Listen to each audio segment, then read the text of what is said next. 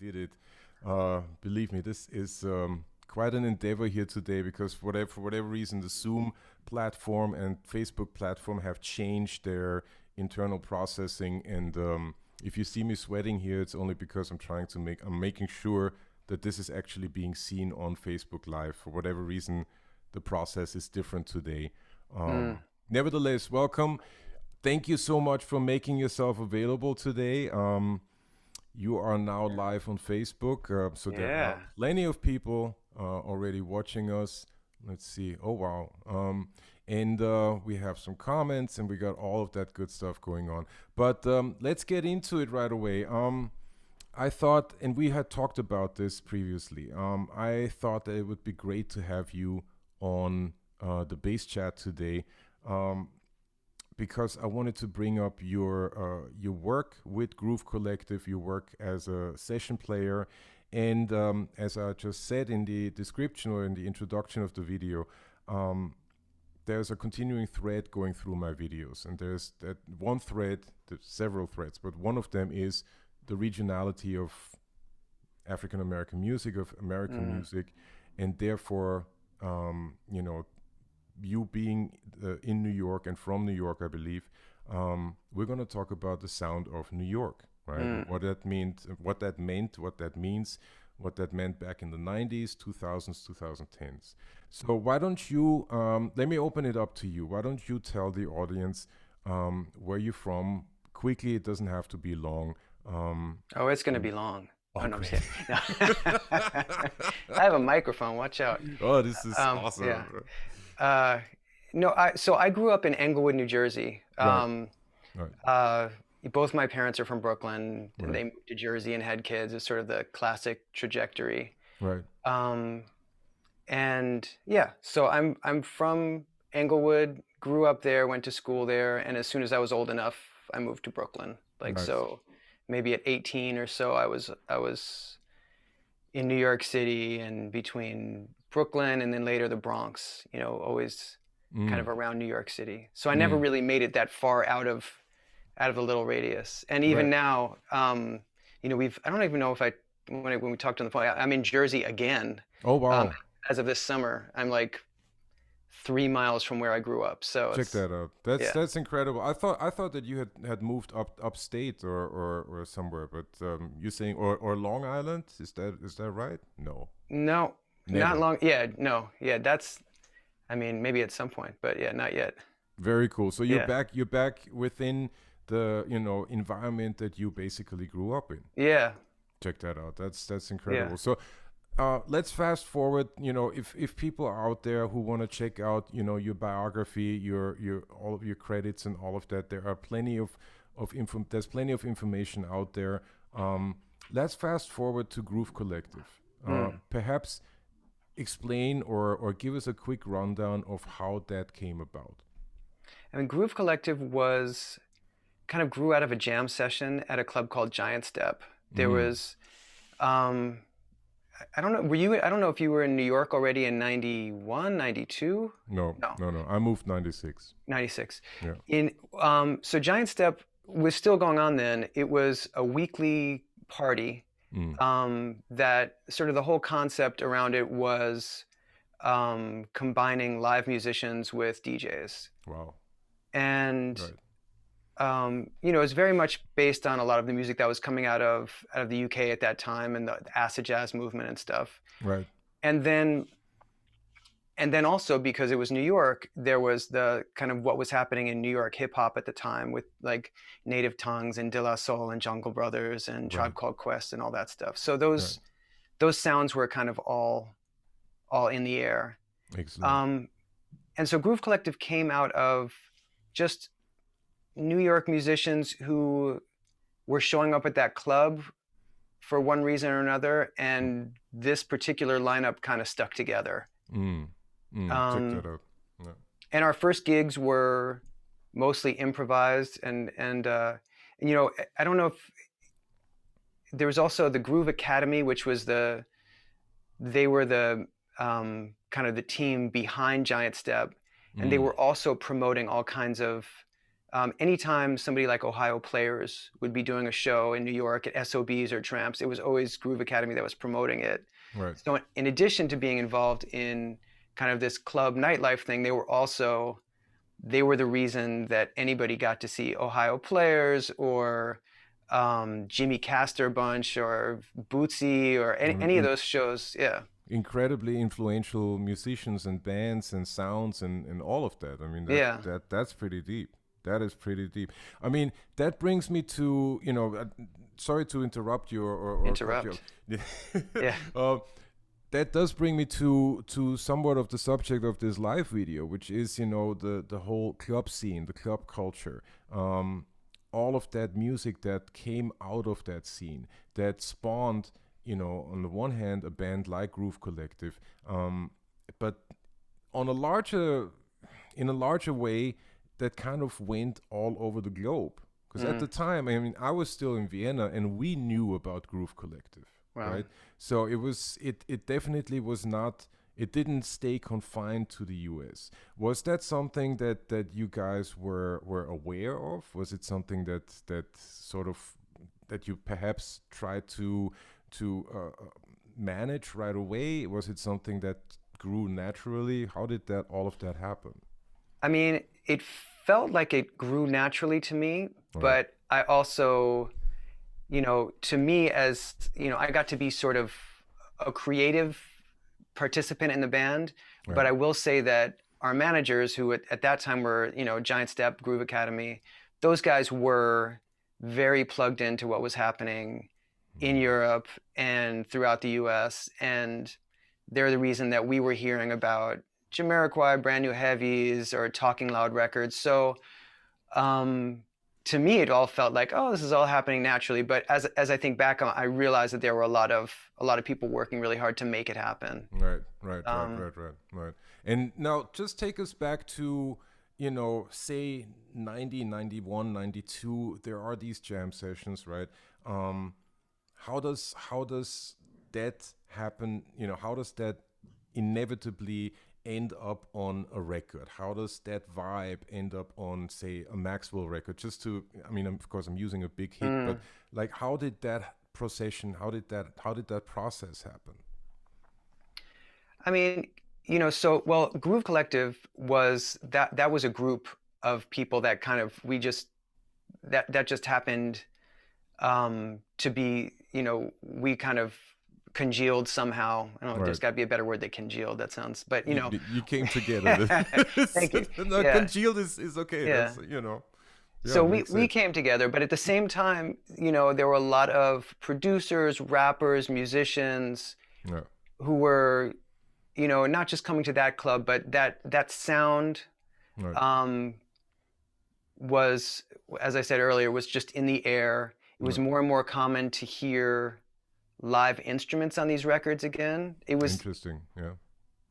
I feel like in the early in the early 90s, there was a real split between musicians and producers. Like Right. any record that was coming out was like in this world was all sample based. Right. And then they would put together a band of musicians, and a bunch of R&B guys would hook up the arrangements and make a million reharmonizations and stuff. But it was a very clear division between production and the musician and the people who were playing the instruments. Right. And the musicians were not necessarily showing up on those records. So I think it was kind of reuniting the idea of playing music with making records that were danceable or on the radio, at least in R&B and in hip hop. And and that's the other thing. It was just sort of everyone got really curious about kind of reverse engineering those sounds. Like, man, I love that Frankie Beverly record. And to start to wonder, like, how can I make that keyboard sound? Or I need to get myself a Fender Rhodes. I need to get a phaser. I need to guitar players are finding their wah-wah pedals in the closet. So it was just sort of, That's a great it's kind of a rediscovery. And it's amazing to me now what a knucklehead I was at that age, where I was like not understanding why. I remember going to a recording studio and bringing, well, I would probably bring the Yamaha bass Yeah.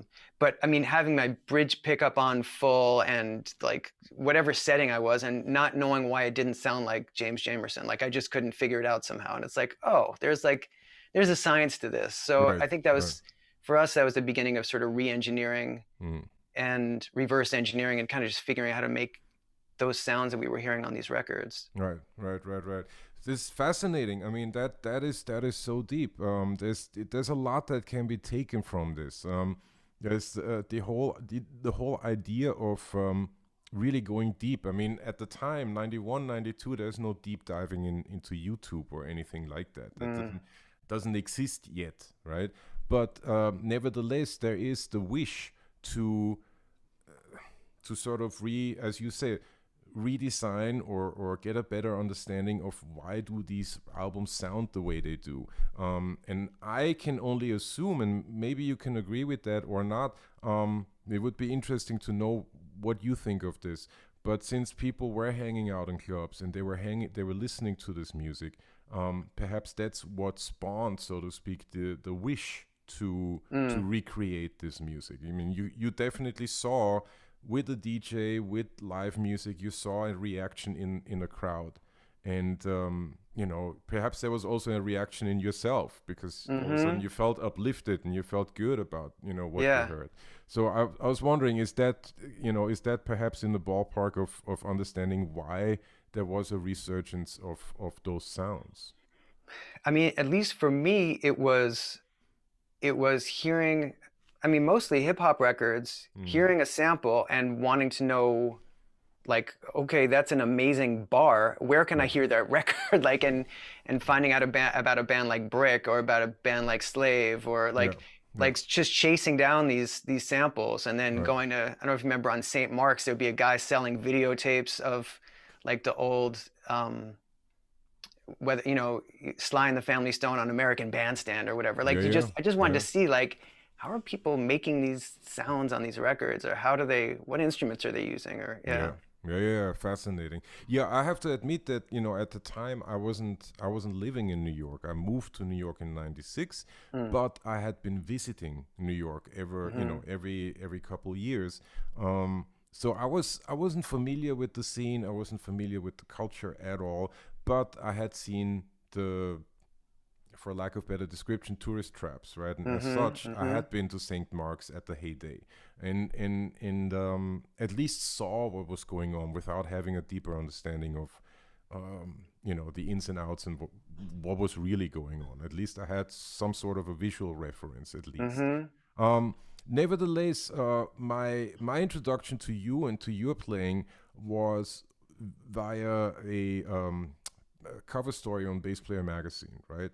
And this moment, right, what we're talking about right here in terms of club culture and how that influenced the output of a band like Groove Collective, also segues very well into my next question, which is coming from that article. Because at the time there was a lot of high-end sounds in bass playing. There was a lot of high-end instruments, a lot of active electronics, various EQs, all of that, right?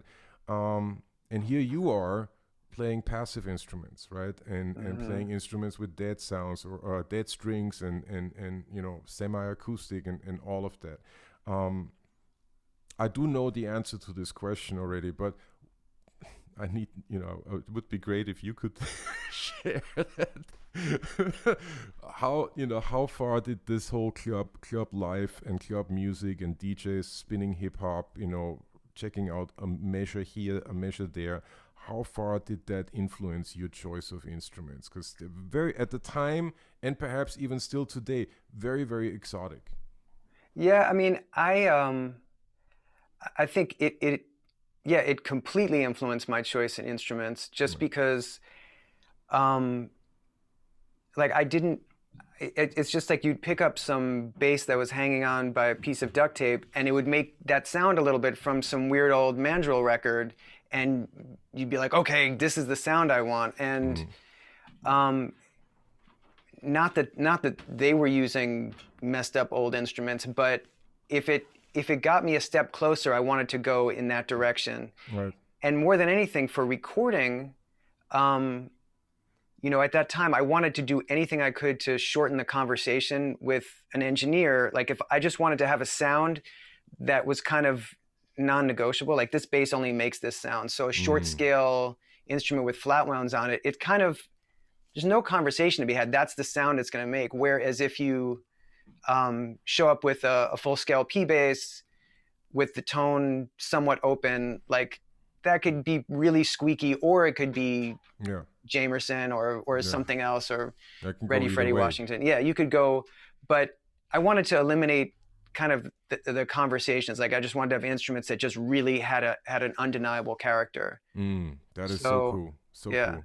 So I want the first. I mean, I picked up a Guild Starfire, you know, short scale hollow body bass pretty early. Right. And that was, I think, the first thing that really made that whole direction clear. Yeah, no doubt. No, there's also like a number of YouTube videos out there of you playing with Groove Collective, and going into you know, the time when Groove Collective was kind of opening themselves up to a lot of Afro-Cuban music, you know, a lot of Latin jazz, or what's called Latin jazz.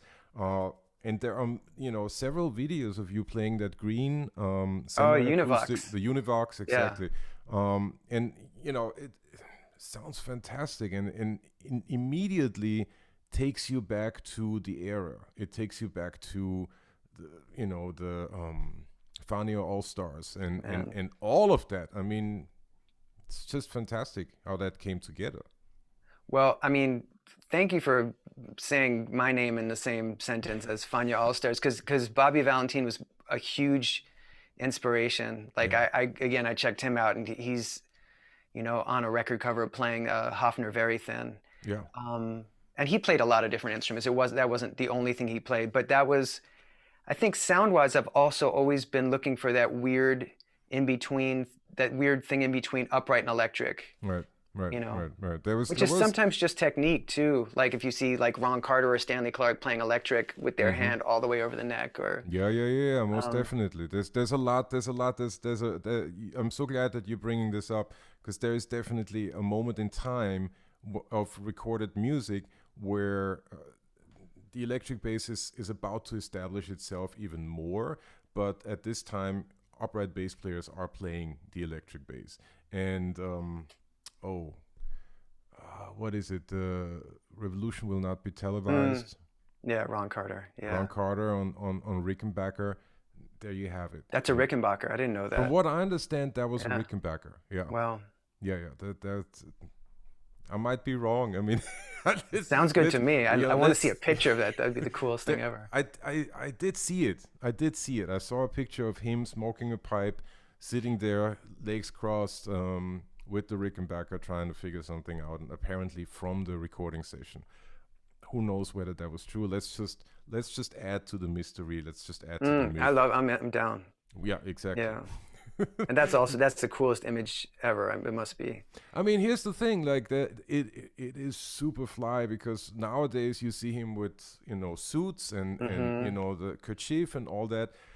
Back in the day, he was dressing fly for that time, right? So that meant bell bottoms and all sorts of, you know, paraphernalia in the outfit, and just great visuals together with the music that came out of it.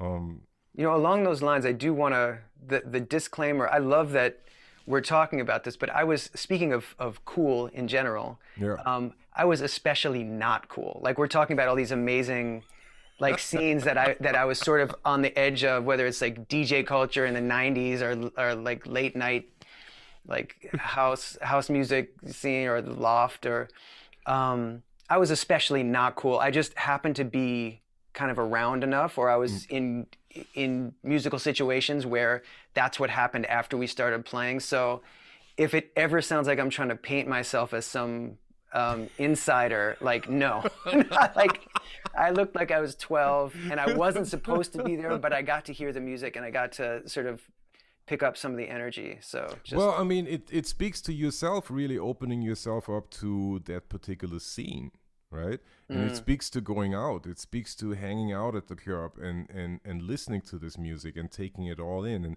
And you know, it speaks to, at least that's how it translates to me, right? It speaks to, how shall I put this, kind of having the gumption, for a lack of a better description, of saying, this music is doing something to me, right? This is really speaking to me. I perhaps I can't even put it into words, right? Perhaps words fail me. My vocabulary is not big enough. My emotional makeup is not big enough, but I do recognize that this is doing something to me, and it's not bad. It's yeah. You know, simply because it is doing something to me, it piques my interest, it piques my curiosity, it piques my aesthetic sense, you know. So kudos to you for opening yourself up, and perhaps this is something also that's also kind of the reason why I wanted you on as a guest, because I do believe that there are a number of players out there, musicians, bass players, musicians, instrumentalists, singers, whoever, that kind of deny that to themselves, right? And I was wondering, how was it? I mean, again, I do know the answer to this already, but how was that for you? What was going through your mind? Say you come into a club, take us with you. How, I mean, what's like a, you mean what the experience, what a singular, Exactly. oh yeah. Yeah. I mean, well, it's actually, you touched on it earlier, which is just seeing, like, you know, as musicians, maybe you would dismiss some little piece of music like, oh, it's 2 chords for 10 minutes. Like, I don't need this. Right. But if you see people, like the way that people dance to it, or you see the way that people are interacting with this, Bingo. you realize there's a heaviness there that needs to be appreciated, addressed, respected, whatever it is. Right. And, you know, we, you know, as musicians, like we're like, yeah. What is it? C, F. Okay, I got it. Count me in. We're like, let's go. Right. But there's a lot to like the perfect bass line or the perfect beat that gets like, to really get that perpetual motion machine going. Yeah. Like there's a lot to be appreciated and respected there. And when you see people dancing, I mean, you just realize like there's something there. And especially for us as bass players, it's like even playing a ballad or a slow song, like I always want to hear like something that's like got a little bump to it, like something. Yeah, most definitely. That I'm so glad that you bring that up, because that is a big part, meaning the dancing part and seeing people dance, and perhaps, you know. And I can't dance. Good God. Yeah, let me just put that out there too. You're not alone. I'm terrible. Okay, my girlfriend is a fantastic dancer, and I'm like, okay, left foot, right foot, left foot. This is just terrible. This is not good. Okay, nevertheless, I did. Again, this I'm so glad that you're bringing this up, because this is something that I believe a lot of people are overlooking when talking about club culture, DJ culture, the hang, and all of that. It's very, very powerful, and dancing, meaning being physically moved by music, is part of being a musician, is part of making music, right? You could very well make an argument for, you know, on the one hand, you have the sound production. On the other hand, you have what that sound production does to an audience. By the way, Ruben Rodriguez says hello and good afternoon. Yeah, that's... What's going on, Ruben? I still need to take a lesson with Ruben. I gotta call him up. Yeah. We all need to take lessons with Ruben, okay? There's just no two ways about that. I just had a total sideline. I do these follow-up videos, and I did a follow-up video with Buddy Williams talking about Ruben, right? And sure enough, like the underlying thing was, Carl Ruben, you ain't got no problems. Hmm. I mean, and that's coming from Buddy Williams, one of the most recorded bass drummers of all time. Mm. Okay, Wow. that's pretty deep.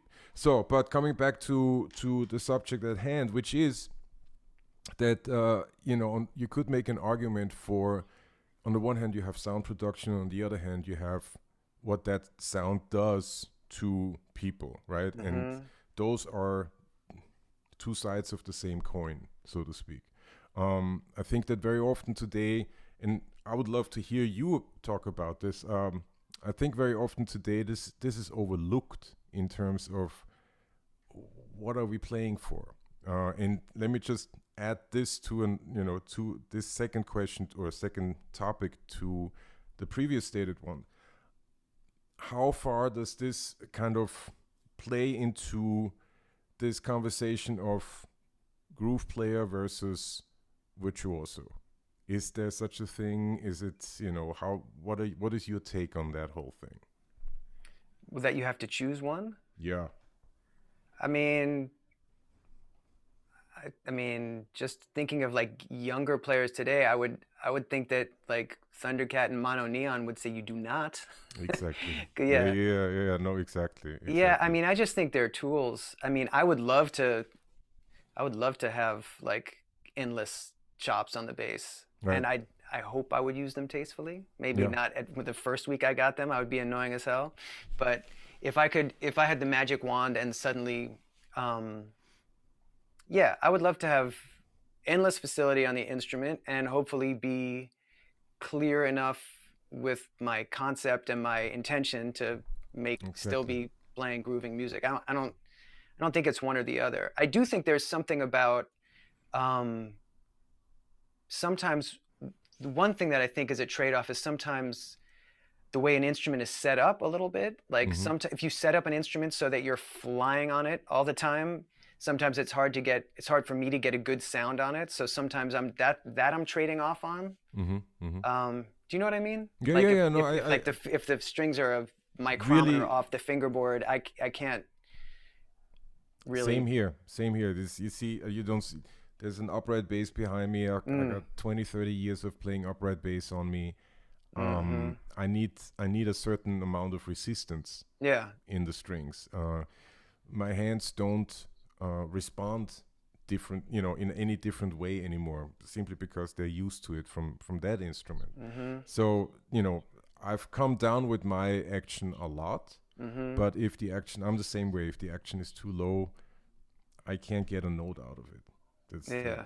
be it upright or electric, it doesn't really matter. Yeah. It's really the same. And I know plenty of people who get amazing sounds and are somehow able to find like a full dynamic range within that, that tiny amount of pressure that you, yeah.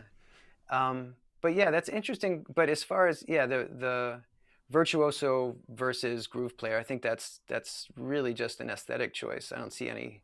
Yeah. I mean, Stanley Clark's one of my favorite bass players, and he's clearly a virtuoso. Yeah, Yeah. yeah. No, I totally agree. I I'm always like the whole discussion or question or topic has sort of ended its existence has stopped existing in my universe, right? Mm-hmm. I heard this I don't remember whether I heard an interview with Marcus Miller or whether I read it, but he was basically asked the same question, or he was talking about that, being asked that question. Should you be a groove player, whatever that's supposed to Mm-hmm. mean, or a virtuoso, and whatever that's supposed to be, Mm-hmm. and his answer was, you have to be both. Yeah. End of story. That was it. He kind of brought it all back to Mm-hmm. being a complete musician, and for him that also entails writing and producing and Mm-hmm. arranging and all of that. Um, you have to be both. And you are essentially both, right? Whether you realize that or not. And the other thing is that I'm always reminded of, I'm a big Family Man Barrett fan, Mm. right? And you want to tell me that Family Man is not a virtuoso? Mm. That's, Yeah. I mean, you try playing those lines and be as precise or as clear and as strong and as impactful as he is and was and or is. Yeah. No, If that's insane. Yeah. I mean, if they're not the definition of virtuosic playing, you know, if it's not there, then I don't know where it really is. So, Well, I think, yeah, and virtuoso kind of is really about, like, I think that would sort of describe someone's like skill level. But then it's really just about who is the most compelling storyteller, or like who's functionally the heaviest presence. right. And that's where, like, yeah, no, Family Man is on the top of that mountain for sure. Yeah, there's no two ways about that. It's just so yeah. I was curious what your thoughts were on that topic, because there is a lot in your playing that you know definitely is incredibly strong, and that wouldn't necessarily, in normal definitions, whatever they are supposed to be, would not necessarily be seen as virtuosic, right? But yet there is this strong output, and then there is, you know, millions of albums later that, I don't know, there you have your proof, right? Let's perhaps go into, and I know you talked about this already, and you know, excuse me, forgive me if I'm asking questions that you have already answered. This is fun. Are you kidding? Okay, well, This is awesome. I'm trying to make it interesting. You know, I'm interested. So Maxwell. Talk about myself. Yeah. Maxwell Ascension, right? Mm-hmm. A groove that literally went all over the world, well, around the world, right? And influenced and changed a lot of stuff, a lot of people's perspectives, right? It's an interesting sort of always this juxtaposition between Great Britain and the US, where you have acid jazz bands, as you mentioned, Jamiroquai, Brand New Heavies, Incognito, you know, branching out, influencing people in the US, among which Groove Collective was one, and that coming back, right? How did Ascension come about? How did that groove come about? You know, so Ital Shur was do you know Ital?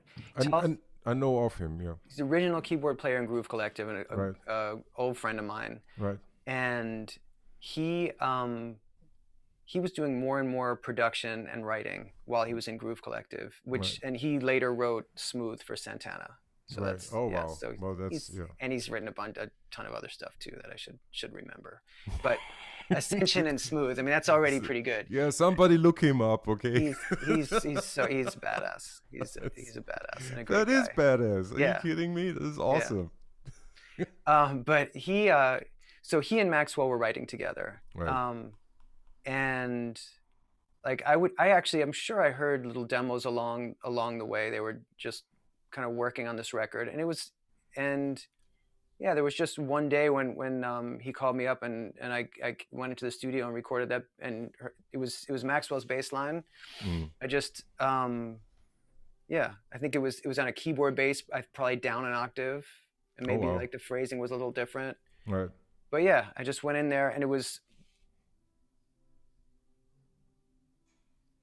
Hello? Uh-oh. It almost seems that we have lost you. I don't know if you can hear me, but perhaps try to log in again.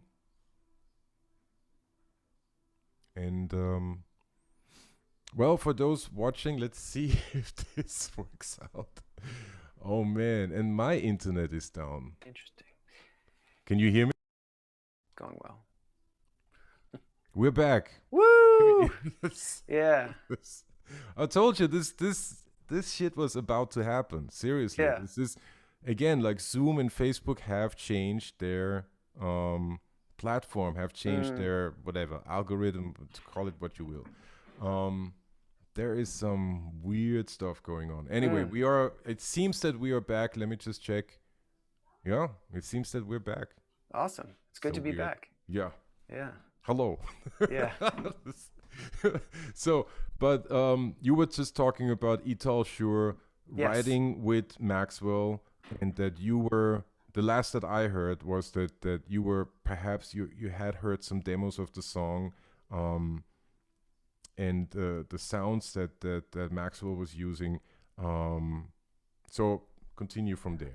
Yeah, I mean, so I just got called to go into the studio one day. It was at Mm. Electric Ladyland, which is always I just a mean, great that's a place to be. yeah, yeah, no doubt. I brought too many instruments with me and still wound up recording the Yamaha. Um, It's always and the same. yeah, and yeah, it took a minute to really get that phrase to sit the way that it is. Exactly. Um, it's kind of it sounds really easy, but it took a minute to really get it to kind of just show up in I don't know. It took a second to really dial in that bounce, but Yeah. then it was basically done. Like Yeah. And that's an interesting thing because when you try learning that bass line, you notice that. You mm, notice that it sounds easy, but there is something in the phrasing. There's something in the bounce, as you say, that is not that you don't necessarily notice right away, hmm and that makes it incredibly rich and incredibly interesting, right? well, we definitely Um, spent time on. I remember spending time on it, and that's another thing that was really cool about the experience is that even though um, Maxwell was super young, he was super clear and super focused. Like this mhm. wasn't just like a good looking singer that got brought in Right, to sing right. over a bunch of finished tracks. Like he had a really clear vision. Mm. So yeah, Check so that out. that was really cool. This, and we're getting close to the hour mark. So I do want to sort of make the transition from the recording work that you've done as a musician for hire to the recording work that you have done with your own project. Before I do that, though, a good friend of mine, bass player Marco Panacea, would never Oh yeah, forgive me if I didn't ask him about your connection with Earth, Wind, and Fire. my connection. Yeah, or Oh, just your that I love them. Yeah, yeah. yeah. Why don't you just let us know what that's all about? I Marco, I don't know what besides being a huge fan I should say. I don't like. Exactly. I didn't. I never met any of them. I have all their records up to a certain point. That's for Yeah. sure. Yeah. Um, Yeah. love Verdine White. I don't know. Is there? I think I missed the hook of the question. No, Did that's that's Marco that's asked that? it. Just that I love their music. That's And it. there's And yeah. he's sending us some applauding hands on Oh, okay. Facebook. Applauding. So Okay. we're I doing did great. good. Okay. Yeah, we're Woo. doing. Yeah. I mean, there were definitely, uh, Groove Collective modeled a lot on Earth, Wind, and Fire. Like when we Mm, started, really writing, right, right, right. that's a sound we were chasing for sure. Oh yeah. Oh yeah, for sure, for sure. Fantastic. There's I met Wordine White once. The show that I did before the pandemic started, Ain't Too Proud, was doing an what they call a pre-Broadway tour, and as part of that was playing in LA, right? Mm. And our guitar player Keith Robinson uh, played with Earth, Wind, and Oh wow, Fire. yeah. Yeah, so he invited Wordine to come check out the show, and Verdine was kind enough to come and stay afterwards and talk to the musicians, which hardly ever happens. That's Mm. that's that's very very unusual, right? And really, that was an incredible moment right Mm. there.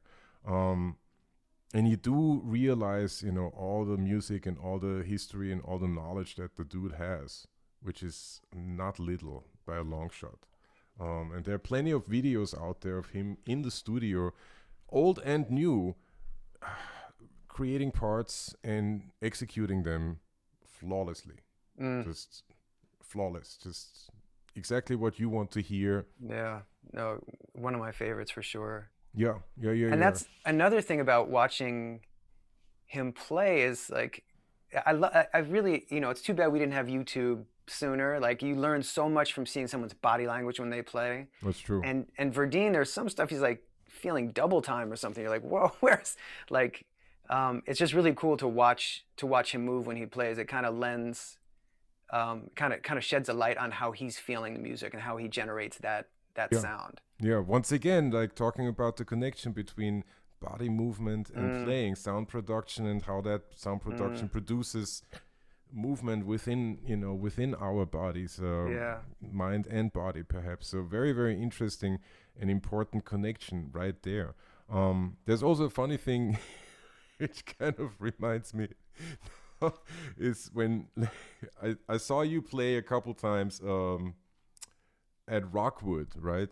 And you come in with the Kalamazoo bass or whatever, and the fuzz pedal and the octaver, and there's this small rinky-dinky bass, and I hope you don't get this the wrong way, but you're a lot smaller than I am, so there's the small dude on stage, right? And then you start playing, and I'm trying to recreate like what it feels like. It starts like, this is happening, okay? Some Jurassic Park moment. Yeah, nice. Which is awesome, which is really, really great. So there is, again, sound production and what that sound production does to people. But there's, I love that moment when bass player dial into a sound that physically moves, where you feel the air move, basically, right? Is that something that you actively pursue, or is that something where you dial in frequencies? I mean, not like dial in frequencies, not super thoughtfully, but loud and impactful, yes. And usually that's like, yeah, I've always been attracted to like the 808, like long 808 bass drums on like, early hip hop records, or and seeing Bootsy play again in the 90s, like that was like I really couldn't. Yeah, same here. Can't overstate how what a big experience that was for me. Yeah. So I just want to have impact, and I've always loved sub bass. Yeah. And sculpting the sound. I love keyboard bass, but in the moment I would always reach for pedals to kind of create different sounds. In the studio I use keyboards a lot more. Oh, check that out. I had no idea. That was going to be my next question. Like, do you actually play keyboard bass, or not so much? No, I love playing keys. I even have some good moments. Like I'm like on a good day, you'd think I was really good. On a good day in a friendly key, I should say. Okay. So in the studio, sometimes it makes sense just to reach for a sound that just does the whole thing by itself. Like, right. So yeah, I sort of switch off. Live, I almost always switch with the electric bass. I've never successfully matched the keyboard bass with the electric bass, especially for improvising, where it's like moving air in a way that I can not only feel but hear, or vice versa. Right. Whereas the electric bass is just, it's in my wiring. Like I know how to make those sounds. Yeah. It's a lot easier. We just lost a great sound engineer by the name of Al Schmidt. Yeah. And I heard this great quote by Steve Jordan, I believe, who was talking about Al Schmidt, saying that, he would walk around when the band would be tuning up, or when the band would be warming up, and walk around and really be very specific with microphone placement, right? And then they would go back into the mixing room, listening back to what they just recorded, and they heard everything the way, or the closest possible way, without any compression, without any external devices, right? And it since the sound was so clear, it made it easier for them to focus on creativity, on sound production, and not get distracted by, okay, we're gonna have to fix this later on, we're gonna have to fix that later on. It kind of speaks to your point of, you want to get to the point, you want to get to the instrument that will make it easier for whatever ideas there are to come through you. Basically, reach for the instrument that makes it easier to combine imagination to the output. Yeah. I think that's, this is probably obvious to everybody, but I think that's, just that's why it's important to be prepared. It's why it's important to have your sound together. It's just, I mean, it's something that I learn in different ways all the time, even though it's this obvious lesson, which is, yeah, you just don't want to be having unnecessary conversations when it's time to be focusing on music. Yeah. If you can know the music and have control over your sound, it's just then you can focus on the things that aren't obvious or Yeah. that you couldn't have put your hands on to fix Yeah, ahead yeah, of yeah, time. yeah. Yeah, that makes a lot of sense. Yeah. Speaking of which, let's talk about your album because you just dropped a fantastic new album. Oh, thanks. I have it here, Wide Open Lazy Eye, and from what I understand, this is not your first production as a leader. Is that correct? I mean, I released a single, like I released a couple songs a few years ago, Right. and Right. before that there were some dance records Right. that I don't even think made it from vinyl to Spotify yet. I don't think it. Yeah, you know, not. I would say this is my first EP for sure. Other than that, Oh it's yeah. been like a little thing here or there. All right. All Yeah. right. So take us through the creative process. You know, how does Jonathan Maron come up after having recorded like a bunch of music, right, throughout your career so far? What is the impetus to say, okay, well, these are my songs and I need to put them out? I mean, I've always written in every project I've been in. Right. Not every, but in lots of projects I've been involved in, I've been a writer. Right. And even just as an improvising bass player, I'm always improvising something that I hope will be good enough to be a song. Like I want to if I'm going to put my hands on the bass and play a bass line, I'm secretly hoping that the thing that comes out is going to be worth hearing more than once. Right. So I've always been a writer, and I've always written for Groove Collective and different groups. So I think the first time I led my own project was, you know, when they were doing the late night series at Blue Note. That was the first time I did this, where I started booking gigs for myself before I had any music written and a band hired, like a band booked. So that's I've found out, unfortunately, and it's not always the most fun process, that the only way I ever get anything done is by putting an immovable deadline in place. So I started booking gigs for myself every couple of months with no idea who was going to be on the gig, and with some commitment that it was going to be at least 4 or 5 new pieces of music, if not completely new music. Right. And so that was when that's when I started really writing tunes that were just for me and not for Groove Collective. Right. In this style, where it was instrumental and funky, but kind of just me. So over the next bunch of years, I did that a lot. And I've written a lot of music, and also a lot of fragments that are still, like, I'm still not really sure what to do with. Right. So this particular record, I started recording the basics probably 3 or 4 years ago. And I worked with, I don't know if Robert DiPietro is on drums on the first few songs.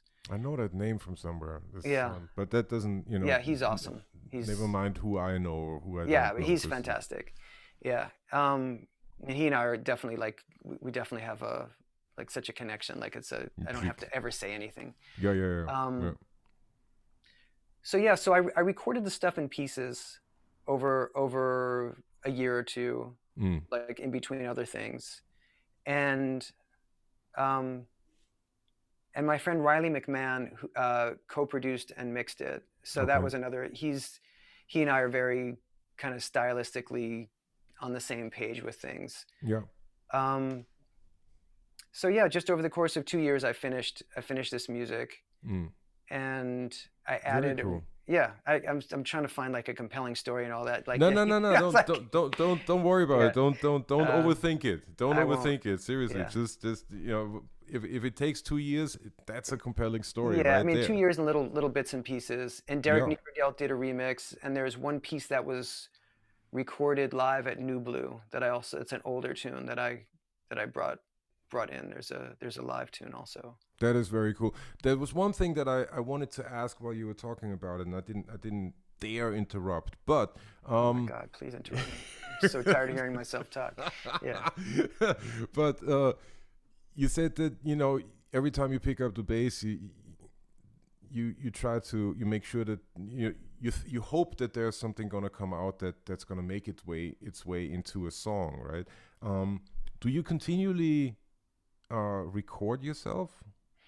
Yeah, I mean, I'm always that's sort of that's how the way I write and practice is pretty similar. Like I'm always whenever I pick up the bass, I'm playing a little. It's meant to be a piece of music. Whether or not it Right, always sounds like a piece of music is another story. But right. some combination of improvising or writing or and then my practice usually comes from playing something that's kind of mysterious or interesting to me that I don't really know how to follow. Like, wow, that's a cool bass line, but I have no idea how I would improvise on that, or I have no idea how I would Mm. ever leave the bass line and come back. So I'm always recording myself, programming a little beat, playing against it. Yeah. Like I think actually, yeah, all of it comes from the same place. I luckily don't have, at the moment, a very hard time getting into like a creative zone. Um, Right. Right. so I always go from whatever that energy is, whether it's to practice or chasing down some idea, which becomes kind Mm. of a practice thing or a writing thing, like it becomes a song. So Right, right. I was just thinking, like, do you think that because you mentioned um, being in a creative zone, do you think that getting into the creative zone is something that we can practice as such? Like, is that something that is improved by I hope so. practice, by I mean, I'll tell you, I haven't ever had any kind of a like meditation practice, for example. Um, right, right, so I would like to, and therefore I yeah, hope that by practicing that I would be able to get better at it. So applying that to music, I hope that it's something that we can um, yeah, I hope it's something that we can kind of continue to develop because I want more of it and I want to be better at it. Um, yeah. Yeah, yeah. yeah, yeah, yeah, that totally. I mean, I'm asking out of Yeah, I mean, curiosity. I don't have an yeah. answer to that. I believe that yes, there is that we have to practice. Like I'm a big believer in Mm, repetition, and that we have to, you know, the way our brain works, the way how information goes into our system, our heads. Repetition is a big part of mm, that. Unless you're, uniquely gifted mm-hmm, in one way or another, right? And information goes in without any resistance, without mm-hmm, any, distraction or whatever. But for a lot of us, myself included, a lot of repetition is how my brain, how my mind absorbs information. So I would just taking that as a basis, I would think that okay, getting to the creative zone is also something that I can mm-hmm, practice, and I certainly do that. That's why I don't have I do have an opinion about that, but I don't have an answer mm. to that question as such. Um, but coming back to wide open lazy eye, um, first of all, wide open lazy eye title. It's you know what? It's two songs stuck together. It's just there's a one of the tunes is called Wide Open, another one is called Lazy Eye. And when I was really frustrated with myself for not putting this out sooner, because it's been finished for a while, Mm, my initial thought is I would just put out the two songs and be done. So be I was done like, with Wide it. Open, Yeah. Lazy Eye, okay, done. And then I Mm, realized I actually had other music that I could also finish and include on this. So I just sort of in my imagination, it was like Wide Open, Lazy Eye, like the list of the two songs that I was going to put out. So yeah, it does make sense.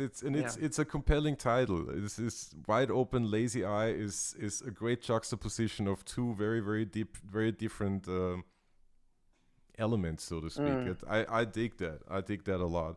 Um, just because I am curious about it, and there's the bass nerd in me. What instruments did you use? It's different on probably on each song.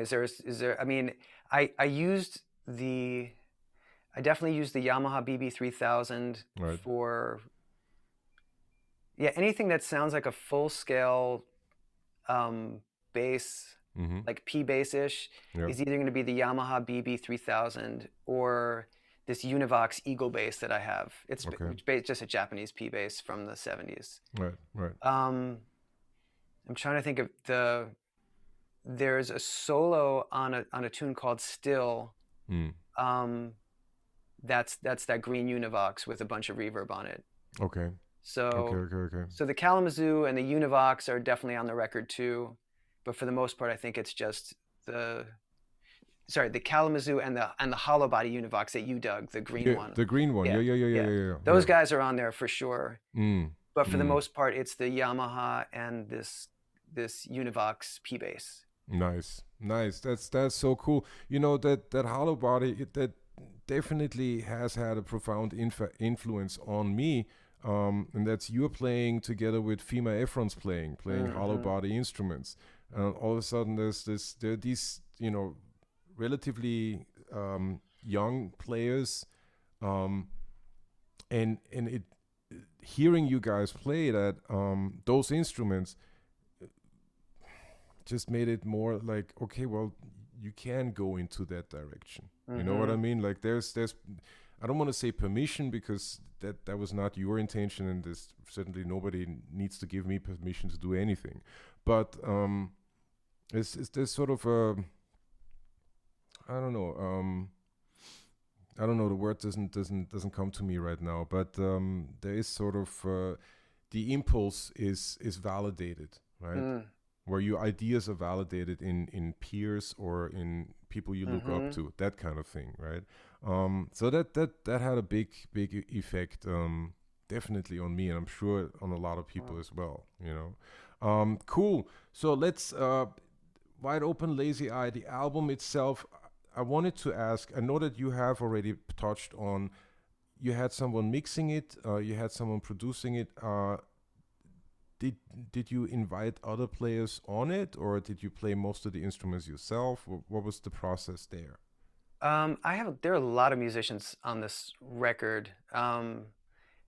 I did. I mean, I did. There are multiple layers of bass on everything, just because Mm, that's kind of how I wrote things, and some of them wound up being like a useful element rather than something that needed to be replaced. right, Um, but Frank Locrasto plays a bunch of synths right, on it. Barney McCall plays piano on it. okay. Um, on the live thing, yeah, I mean, I could list there's a lot of musicians on there. Yeah, yeah, yeah, yeah. That's Patrick Bartley plays an alto solo. excellent, Yeah, excellent, excellent. So okay, yeah. there's a lot of musicians on there. It is not a solo. It's not a pandemic project, and especially not since you actually started it 2 years ago. So Yeah, you know, well, more than 2 years ago. more Let's than say two. That's my press release will yeah. say. Let's just Yeah, I it's did okay. it in It's an afternoon. yeah. Yeah, yeah, It's yeah, really yesterday. I mean, yeah. Totally. for what it's worth. Well, listen, Jonathan. I want to thank you so much for making yourself available today. I know I've enjoyed our conversation. Yeah. I hope you have too. I know that the audience out there is enjoying our conversation as Oh, well. right on. I think it's so important to hear perspectives, to hear concepts, to hear what goes on behind um, the output, whatever the output might be. Um, and you have talked about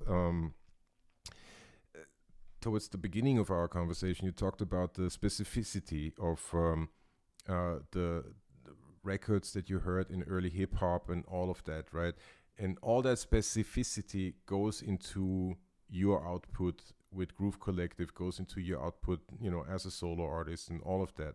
Is there anything else that you would like to add to all of that? Add to. I got. That's the question had a lot in I it. know, I'm I like, know. There's a lot yeah. going on here. Okay, anything with specificity in terms of sound, in terms of likes, dislikes. What to pay attention to.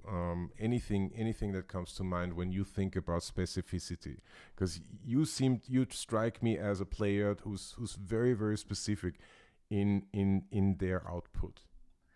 I mean, I think that the thing I'd be well.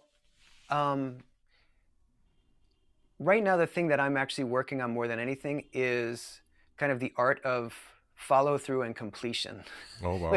Yeah. I mean, I feel lucky that I have a clear idea of what I like music to sound like. I'm not searching for the sound at the moment. I mean, I'm Right. always searching, um, but as many of us can probably identify with, like I have a lot of ideas that never get brought beyond the initial Yeah. inspiration. So right now, I'm working really hard to not let another 72 years go before I finish more music. So I'm investigating a bunch of new music, both music that I'm excited about, but both in an effort to like build those skills, like because it's not all like um, it's not all like such a magical inspiration that it carries us through the entire thing. I'm seeing how um, I'm seeing how much kind of work and kind of just playing one foot in front of the other Mm. Mm. process. How much of a very sort of unromantic process some of it is, Yeah. and I want to have more music out in the world. Yeah. Yeah. Yeah. Yeah. So in addition to exploring all this like cool artistic creative stuff, I'm really working hard on being someone who can not only begin projects but middle them and end them. Mm. Yeah. Yeah, yeah, yeah, yeah. That's pretty deep. I mean, that's a lot. That's a lot right there. There's no doubt about that. All right. Well, Jonathan, thanks again for being here Man, what a today. pleasure. Oh, same here. Absolutely. This is great. I so hope that we are close to a reopening. However that Mm, whatever that entails. Let me put it this way. However that manifests itself, so that we can finally get over our home bodies and be out in the world again, and can't wait. and check out music and be Mm-hmm. inspired and take ideas and turn them around and do something with them, so I wish you all the best, all the best to the family, and hopefully I'll see you soon on the strip. Yeah, I All hope so right. too. Cool. Take All care, right. Jonathan Maron. Catch you Thank you later. so much. Yeah. Later. Bye. All right, and for everyone out there watching and listening, I'm just going to sign off and say that what I say every week, which is be kind, be cool, and remember we only have each other. And I'll see you all next week. All right, later.